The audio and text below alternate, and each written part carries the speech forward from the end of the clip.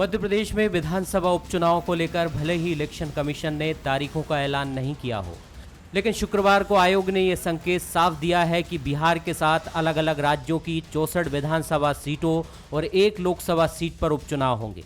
आयोग के मुताबिक बिहार में 29 नवंबर से पहले चुनाव कराए जाएंगे, यानी नवंबर के मध्य में प्रदेश की 27 सीटों पर उपचुनाव हो सकते हैं। चुनाव कभी भी हो जाए, भारतीय जनता पार्टी हमेशा इलेक्शन मोड में रहती है।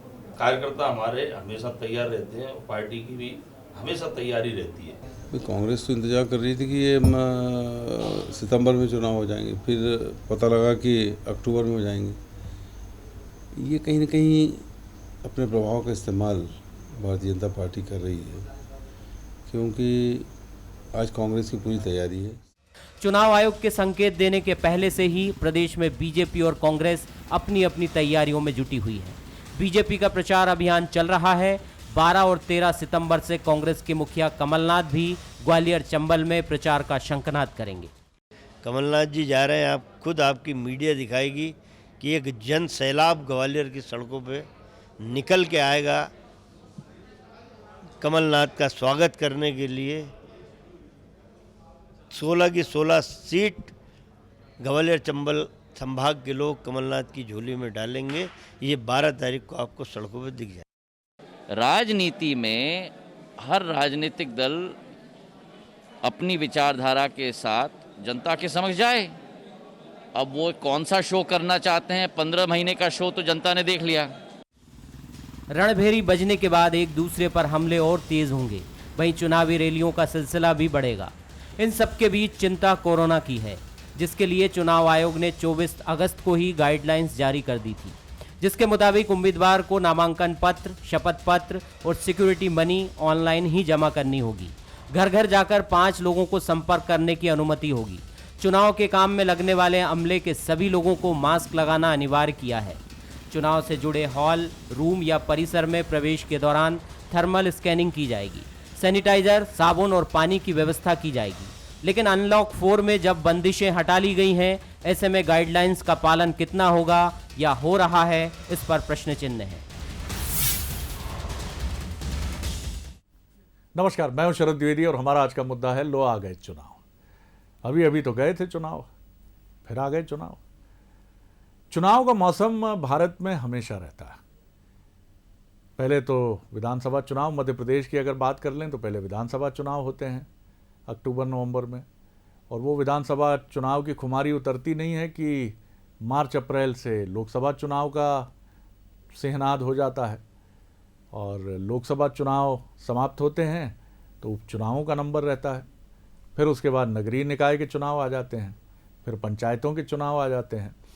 तो चुनाव एक ऐसी चीज़ है, शायद ये इसलिए भी हमारी व्यवस्था में ये व्यवस्था रखी गई है कि राजनीतिक दलों को जंग ना लगे, और वो जो है वो उनके भीतर ये भाव ना आ जाए कि अब थक कर बैठ जाना है, और जंग ना लगे उन्हें, इसीलिए वो चमकते रहें, दमकते रहें। इसलिए चुनाव की ये सतत व्यवस्था रखी गई है। मध्य प्रदेश में ये जो 27 सीटों के लिए उपचुनाव होने की तैयारी अब लगभग साफ है कि अक्टूबर के दूसरे तीसरे सप्ताह तक इन सभी सीटों के लिए चुनाव हो जाएंगे। हो सकता है कि 2 चरणों में कर दें, क्योंकि जिससे एकदम से दबाव ना आए, लेकिन इतना ज़रूर है कि अक्टूबर तक मध्य प्रदेश इन उपचुनावों को लेकर मतदाता अपना मन इलेक्ट्रॉनिक वोटिंग मशीन में बंद कर चुके होंगे, और जब वो बंद कर चुके होंगे तो सब आप और हम सब बिल्कुल थम कर ये देखेंगे कि आखिर नतीजे क्या होते हैं। और इसके लिए दोनों ही राजनीतिक दलों की अब तैयारियां उस फेज़ में आ रही हैं जिसको आप कहते हैं कि शुरुआत से आगे बढ़कर अब विधिवत वो अपनी दमदारी के साथ आगाज़ कर चुके हैं। आज इसी अहम मसले पर हम बात करेंगे। लो आ गया चुनाव। जो मेहमान हमारे साथ हैं उनसे मिल लीजिए। हमारे साथ हैं योगेश यादव जी, सीनियर लीडर हैं, सेवा दल कांग्रेस के पूर्व अध्यक्ष हैं और बहुत ही संजीदा और गंभीर राजनेता हैं। बहुत आदर होता है ऐसे राजनेताओं को लेकर, प्रणाम करता हूं उनको। ग्वालियर से आशीष अग्रवाल भी ऐसे ही एक युवा राजनेता हैं जिनके प्रति मन सम्मान से भरता है। संयम है, शालीनता है, शब्दों का वो साहचर्य है जो आमतौर पर हम पत्रकारों और राजनीतिक दलों के पास कम होता चला गया है। उनका भी मैं बहुत स्वागत करता हूं। और जगदीश जी हमेशा अपने पैनी और दुरुस्त टिप्पणियों के साथ हमारे साथ मौजूद रहेंगे जगदीश द्विवेदी जी, वरिष्ठ पत्रकार और राजनीतिक विश्लेषक। उनका भी मैं बहुत बहुत स्वागत करता हूँ। जगदीश जी, लो आ गया चुनाव। अब फिर आपकी जो है विश्लेषणात्मक, गहरी, अंदर तक झांकने वाली टिप्पणियों का समय आ चुका है हमारे लिए भी, क्योंकि हम टीवी वालों को थोड़ा मान लिया जाता है कि सतही विश्लेषण में ज़्यादा उलझते हैं, ऊपर ऊपर से चीखते रहते हैं टाई वाई लगा के, अंदर उतना गंभीरता से झांकने का काम नहीं करते। चलिए, नाराज ना हो जाएं मेरे कुछ मित्र, क्षमा सहित। मुझे लगता है आत्मनिरीक्षण तो करते ही रहना चाहिए। क्या कहेंगे आप? आ गया है चुनाव, तैयारी है, अब दोनों ही राजनीतिक दल एक गंभीरता के साथ अपनी शुरुआत की तरफ बढ़ चले हैं। जी जी, पहले तो आपकी एक बात पे कहूंगा कि टीवी के साथ एक बहुत बड़ी टीवी की पत्रकारिता की दिक्कत यह है कि बिना बाइट के खबर नहीं बन सकती। भाई बाइट चाहिए ना आपको सब नेताओं की, तब आप उस विश्लेषण पे जा पाएंगे। जी हाँ, जी। आप लिख नहीं सकते उसमें, आप मान नहीं सकते उसमें, सूत्र कम बता सकते हैं। लेकिन बहरहाल मैं मूल मुद्दे पर लौटता हूं जो आपके चुनाव की बात है कि निश्चित रूप से मध्य प्रदेश में चुनावी बिगुल नहीं बजा हो, लेकिन चुनाव की तैयारियां पूरी तरह शुरू हो गई हैं और लगभग ठीक, शरद जी, ठीक वैसे ही जैसे 17 महीने 18 महीने पहले चुनाव की जो आहट थी और जो मूड था, जो माहौल था, वही माहौल राजनीतिक दलों में मिल रहा है। क्योंकि सरकार के रहने और न रहने के चुनाव हैं ये चुनाव। ये अमूमन उपचुनाव विधानसभाओं के बाद बहुत हुए हैं, लेकिन मध्य प्रदेश के राजनीतिक इतिहास में ये पहला उपचुनाव है जो सरकार के भविष्य का फैसला करेगा। एक जो बिकाऊ बनाम टिकाऊ के कांग्रेस के सो कॉल्ड नारे का भी फैसला करेगा। और नंबर 3 कि विधायकों ने जो निर्णय लिया है वो निर्णय सही था या गलत था, इस बात का फैसला भी जनमत करेगा। और तीसरी चीज, राजनीतिक फलक पर शरद जी, इस 27 सीटों पर होने वाले उपचुनाव के बाद मैं ये नहीं कहूंगा कि क्या होने वाला है क्या नहीं होने वाला है, लेकिन एक लाइन में मेरी बात को समझा जाए कि मध्य प्रदेश के राजनीतिक फलक पर बहुत बड़ी नई पटकथा इस चुनाव के बाद लिखी जाएगी, जो हम सब देखेंगे दोनों ही दलों की तरफ से। इस मध्य प्रदेश में चूंकि जब नई राजनीतिक दोनों ही दलों की तरफ से शरद जी आप देखना, एक नई पटकथा लिखी जाएगी, बिल्कुल लिखी जाएगी। नेतृत्व तो कौन करेगा कांग्रेस में आगे जाके, या भाजपा का क्या होगा, ये सारी चीजें, भाजपा में किन नेताओं के पॉलिटिकल कैरियर क्या होंगे, राजनीतिक भविष्य क्या होंगे, ये उपचुनाव शरद जी तय करेगा। और कांग्रेस में भी जो उहापोह की स्थिति है वो इन उपचुनाव के बाद मुझे लगता है कि बिल्कुल आर पार की स्थितियां पैदा होंगी। और इसलिए उपचुनाव बहुत महत्वपूर्ण है, इसलिए उपचुनाव का बहुत ज्यादा मध्य प्रदेश की राजनीति में बहुत ज्यादा मायने रखते हैं ये उपचुनाव। इसीलिए आपने देखा हो कि कमलनाथ जी ग्वालियर जा रहे हैं, वहां तोमर, सिंधिया और बीडी शर्मा की तिकड़ी लगातार लगी हुई है, क्योंकि बीजेपी निश्चित रूप से मजबूत है इस चुनाव में। मैं ये नहीं मानता सरकार जिसकी मैं आता हूं दूसरे राउंड को लेकर, मनोवैज्ञानिक रूप से मजबूत होती है वो, लेकिन उसके लिए जी बिल्कुल ठीक है, जी लेकिन उसके लिए चुनौतियां बहुत हैं, उन पे चलिए मैं दूसरे राउंड में बोलूंगा, बताऊंगा। आप काफी सस्पेंस आपने बढ़ा दिया ये कह के कि दोनों ही राजनीतिक दलों की कुछ दिलचस्प पटकथाएं इस उपचुनाव के बाद हमें देखने को मिलेंगी। और कुछ महत्वपूर्ण राजनेताओं के लिए तो ये चुनाव बहुत महत्वपूर्ण है, जिसमें ज्योतिरादित्य सिंधिया जी का नाम सबसे अहम है और कमलनाथ जी का नाम सबसे ऊपर और सबसे अहम है, क्योंकि एक तरह से ये चुनाव इन दोनों ही बड़े राजनेताओं के, मैं ये नहीं कहूँगा कि उनके राजनीतिक भविष्य का फैसला करेंगे, बड़े नेता हैं, राजनीति की धारा में आगे आते रहें, लेकिन उनकी प्रतिष्ठा और उनके जो दावे रहे हैं अब तक, उन दावों को लेकर ये चुनाव काफ़ी महत्वपूर्ण होगा। योगेश जी, कितने आप सहमत हैं जगदीश जी की बात से? बातें सारी वजनदार हैं, सहमति योग्य हैं। और कांग्रेस की तैयारी इसके बरक्स, क्योंकि मैं फिर कहूँगा, अभी फिर दोहराऊंगा मैं कि विवेक तनखा जी ने एक बड़ी महत्वपूर्ण बात कही थी कि इस उपचुनाव में कांग्रेस, उन्होंने बीजेपी को भी शामिल किया था, लेकिन कहा था मेरी पार्टी की बात पहले करूंगा, नया कुछ कहने के लिए नहीं है। कांग्रेस को इस अब निर्णायक दौर में कुछ नया नैरेटिव लाना होगा। जी जी, देखिए, सबसे पहले तो मैं जगदीश जी की इस बात का समर्थन करता हूं कि जो उन्होंने कहा कि नई पटकथा लिखी जाएगी। जब भी प्रजातांत्रिक प्रणालियों पर भयावह दौर आते हैं या प्रजातंत्र खतरे में पड़ता है या प्रजातंत्र को खरीदा जाता है, खरीद फरोख्त की जाती है, उस समय मतदाता देव के रूप में एक ऐसा ताकत बनकर उभर कर आता है कि सारे फैसले, सारे जो हैं वो सामने आ जाते हैं, पटल पर स्पष्ट होकर आ जाते हैं। कांग्रेस की ओर से इस चुनाव की प्रतीक्षा थी। हम काफी लंबे समय से प्रतीक्षा दूर थे कि ये चुनाव किए जाए, क्योंकि ये चुनाव बहुत सारी बातों का फैसला करेंगे। पहली बात तो ये कि जो विधायक जिनको 5 साल के लिए चुनकर भेजा था, क्या वो धोखेबाज थे अथवा नहीं, वो खरीद फरोख्त में शामिल थे अथवा नहीं, उन्होंने प्रजातांत्रिक प्रणाली से चुनी गई कांग्रेस की सरकार को ध्वस्त किया अथवा नहीं, उन्होंने चलती हुई मध्य प्रदेश की कमलनाथ जी की मजबूत सरकार के खिलाफ वोटिंग करके या इस्तीफा देकर उसको तिरस्कृत करके उसको गिराया अथवा नहीं। इस समय मतदाता मौन है, लेकिन उसकी मौन के अंदर एक चैतन्यता है, एक शक्ति है, और प्रजातंत्र का ठप्पा बहुत महत्वपूर्ण होता है। आपने देखा होगा इतिहास के कालखंड से लेकर आज तक देखें कि बड़े बड़े दावे ध्वस्त हो जाते हैं, बड़ी बड़ी चालाकियां ध्वस्त हो जाती हैं, और प्रजातंत्र की यही ताकत है और इस भारत की यही ताकत है। हम इस प्रजातांत्रिक मूल्यों की प्रणाली का स्वागत करते हैं और यही प्रतीक्षा करेंगे कि जनता जवाब देगी और जनता जवाब लेगी उन बातों का कि जो उसके बीच में संशय है, जो उसके अंदर जो संदिग्धता के रूप में वो देख रहा था कि अचानक ऐसा क्या हुआ कि सरकार को गिराना पड़ा, अचानक ऐसा क्या हुआ कि कमलनाथ जी की मजबूत सरकार जो किसानों के नया भी होना चाहिए कुछ। ये तो आपका कोर इशू है, ये रहेगा, लेकिन आपका क्या मिशन है? बीच में हमने सुना था कि हर विधानसभा क्षेत्र के लिए आपका घोषणा पत्र तैयार हो रहा है, लेकिन इस बार तो आपके यहाँ से कोई खबर, अगर मीडिया कुछ थोड़ी बहुत चर्चा करता है तो तुरंत आपके यहाँ से बात आ जाती है कि मीडिया में चल रही भ्रामक और ये जानकारी जो है ये सत्य नहीं है। चलिए, मैं लौटूंगा आपकी तरफ, लेकिन कोई एक नए नैरेटिव की तरफ तो जाना पड़ेगा योगेश जी, और आप एक मैं जरूर कहूंगा आपको। जी जरूर कहूंगा इस बारे में। हाँ बिल्कुल, मैं लौटूंगा आपकी तरफ। जी, मैं लौटूंगा आपकी तरफ। आशीष जी, आपने सुनी दोनों आपके जो पैनलिस्ट हैं, वरिष्ठ पत्रकार जगदीश जी को भी सुना आपने, और आपके वरिष्ठ साथी योगेश यादव साहब को भी सुना। क्या कहेंगे आप? चुनाव आ गए हैं, तैयारियां और जवाब, नया कुछ कहने के लिए आपके पास क्या है? अगर हो तो जरूर बताइएगा। जी, सबसे पहले तो आप सभी तीनों को मेरा प्रणाम। देखिए, चुनाव तो होने ही थे। अगर परीक्षा देरी से होती है तो परीक्षार्थी को तो अपनी तैयारी करके रखनी चाहिए। उसी तरह से भारतीय जनता पार्टी ने, जो हमारा एक मूल मंत्र होता है चुनाव जीतने का कि बूथ जीतो चुनाव जीतो, उस मंत्र पर हम लगातार काम कर रहे हैं, और हमारा बूथ स्तर का देवतुल्य कार्यकर्ता पूरी तरह से कमर कस के बैठा है कि जो उपचुनावों को जिताने का महायज्ञ है उसमें वो अपनी महत्वपूर्ण भूमिका अदा करेगा, अपनी आहुति डालेगा।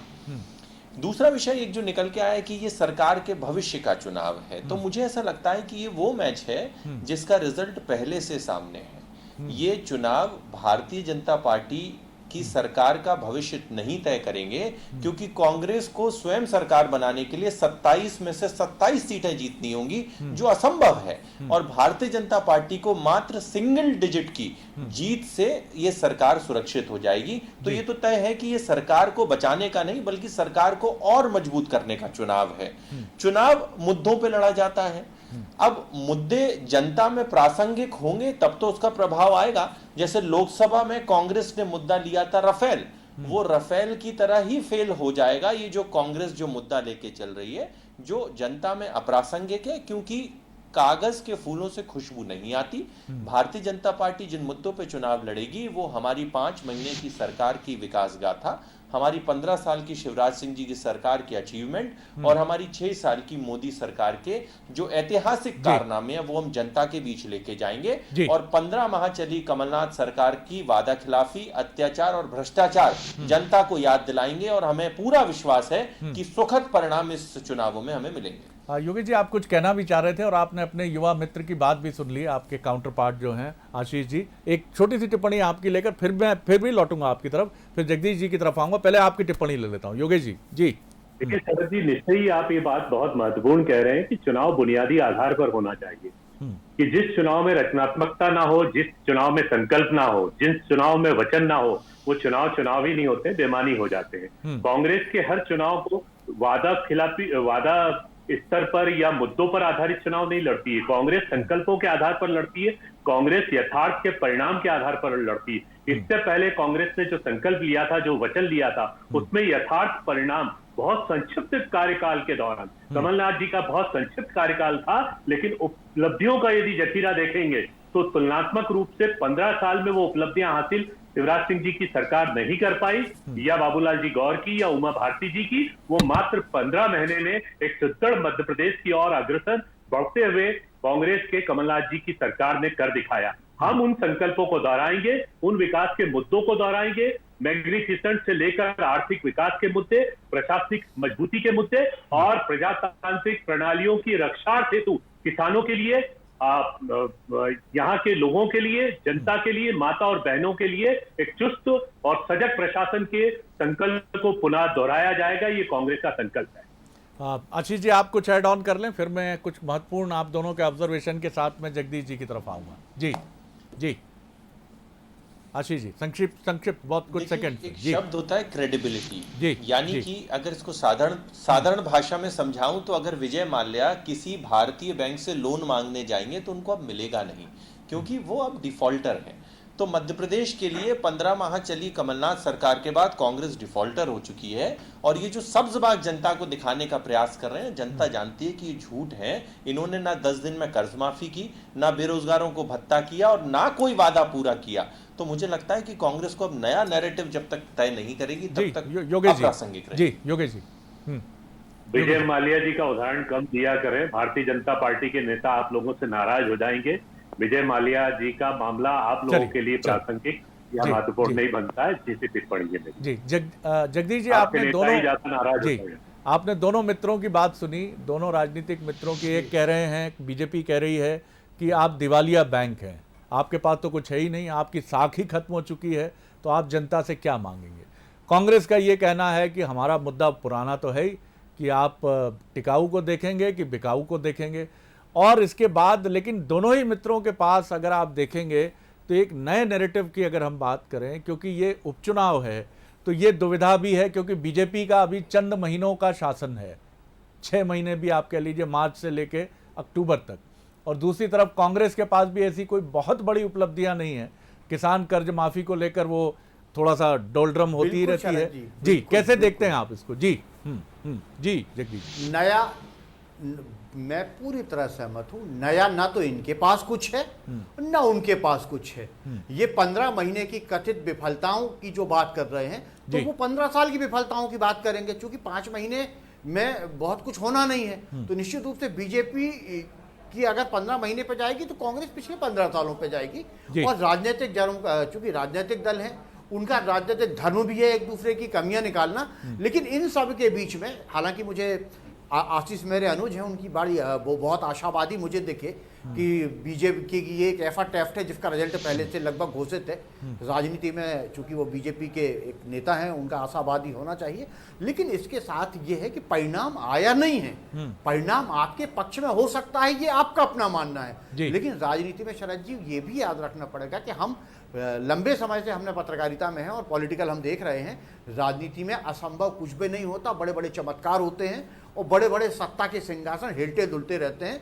और तीसरी चीज जो मैंने आपसे पहले भी कही थी, मेरा जिस ओर इशारा है, सरकार रहे या सरकार किसी और की बने, बावजूद इसके आप देखेंगे कि आपको नए इस राजनीतिक फलक पे कुछ नई परिभाषाएं बनती दिखेंगी और कुछ पुरानी परिभाषाओं को मिटते हुए देखा जाएगा। ये मेरा कहना है, इसलिए ये चुनाव महत्वपूर्ण है। चरण जी बिल्कुल जगदीश जी, मैं आपसे सहमत हूं और अज्ञानी होने के बाद भी ये कहने से नहीं रोक पा रहा हूं कि दोनों ही दलों को इस चुनाव के साथ 2023-24 की तैयारी शुरू करनी चाहिए।